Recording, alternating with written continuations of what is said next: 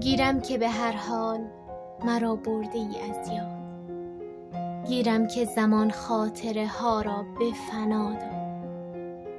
گیرم نه تو گفتی نه شنیدی نه تو بودی، آن عاشق دیوانه که 100 نامه فرستاد. با آن همه دلبستگی و عشق چه کردی؟ یک بار دلت یاد من خسته نیفتاد؟